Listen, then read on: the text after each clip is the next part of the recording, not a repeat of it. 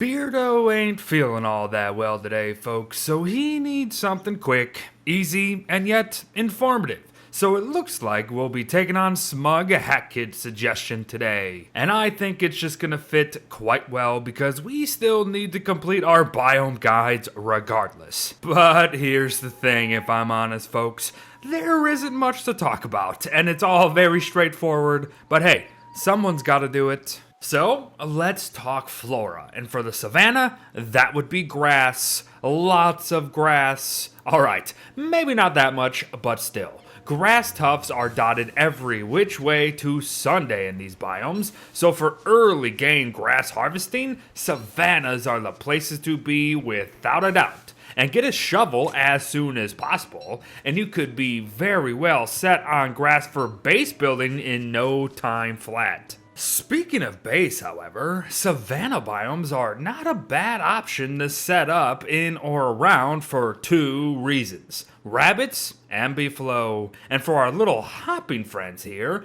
things are both very simple, yet more involved than you might think. They spawn from rabbit holes, and while you could certainly find these in other biomes, the savanna is rabbit central. And a rabbit hole will respawn a hopper every 2.5 days if the resident rabbit is trapped or killed otherwise. And digging up the holes doesn't actually ruin their spawn per se, however it is still very unadvised to do early, as rabbits only make new homes during summer, and it takes 5 days for them to do so. But I bet ya didn't know that one. Oh, and of course, this action will obviously force the tiny fur balls out of their homes in the process. During spring, however, our rabbit holes will collapse on each other and we'll see no more spawning of rabbits, unless of course we forcibly dig them up. That is still very unadvised, however, but doing so sparingly could save your life if you really need it. But yup, these things are as puckered up as a you-know-what during a colonoscopy. That being said though, rabbits are still very much available during the winter freeze, so hunting them before winter is advised,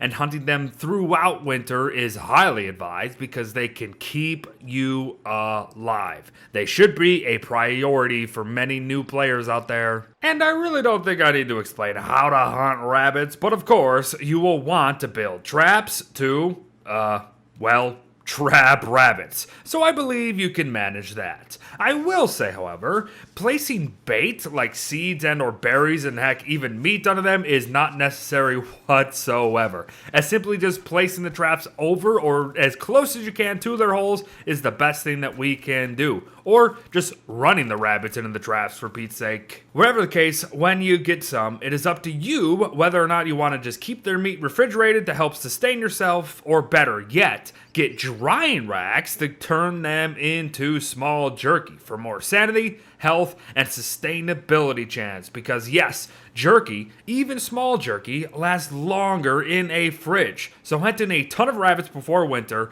then wringing their necks in for their meat could prove very useful. Oh, and if your sanity is below 40% maximum, these rabbits will turn into beardlings, and killing them then will reduce monster meat 40% of the time, nightmare fuel 40% of the time, which is not bad actually, and beard hair 20% of the time, which of course could go into building meat effigies to give you just one extra life. And throughout this process, you will be building your naughtiness meter, of course. So, the more you know. So, that's why it's best for you to know too that rabbits themselves are needed to craft the Prestihatitator to access tier 1 magic crafts, rabbit earmuffs, which are honestly pretty darn terrible, but could be a last resort come wintertime if you need them, and finally, even the war saddle for when we and our beefalo are feeling a bit fighty. But speaking of beefalo, we literally just did a guide on the horny furballs a few days ago, so if you want a total deep dive on them, you will have to go there. But here is the gist regardless. They can provide their furs come nightfall that'll help in many winter clothing crafts, but be sure to have a razor on hand.